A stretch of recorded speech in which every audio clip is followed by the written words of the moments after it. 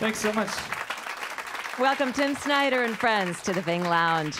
Hey, Tim, there's a great story about how you came to the violin. It's in your family, and Grandma Snider is hoping that there'll be a violinist in the house. Do you think she'd be really happy with what she's seeing now? I sure hope so. I think so. Yeah, virtuosic playing like that. It's interesting, though, that the great little story about it is that you're 3 years old watching Sesame Street, and on Sesame Street, it's like Perlman.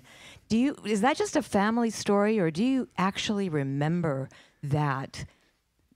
I actually don't remember. I don't remember a lot of my childhood. I remember a couple things, like when I was 5 years old, I remember my first performance on stage, and I actually was so scared I cried and ran off.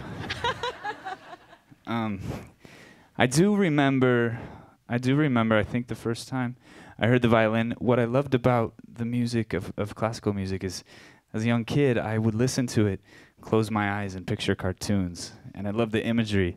And I remember the imagery. I don't necessarily remember actually watching, but I remember the imagery.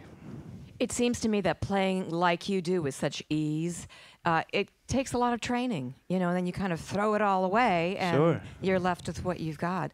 When did rock and roll start coming in? When did the guitar start arriving into your world? When it was cool.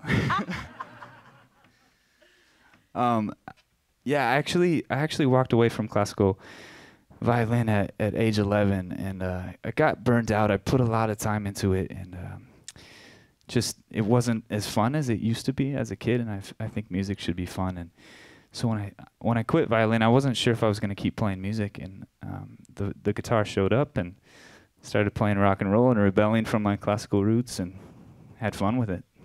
But then kind of other lessons took shape for your guitar work, because you've got a lot of what you call world rock in it. There's a lot of this sort of Latin influence, Spanish influence. Sure.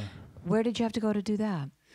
When I got done with high school, I said, what are the two things I want in life? And to travel and play music was the answer. And so I took off to Spain and studied flamenco guitar for about 4 months. Showed up to Madrid with a backpack, a skateboard, and a guitar, and just did the vagabond thing with a good buddy of mine, and spent some time studying there. And I've really been drawn to folkloric styles of music, primarily flamenco and Cuban salsa. And basically, as a writer, I think a lot of it stems from rhythm for me. It's kind of my inspiration. So these rhythmic cultures I've always been drawn to.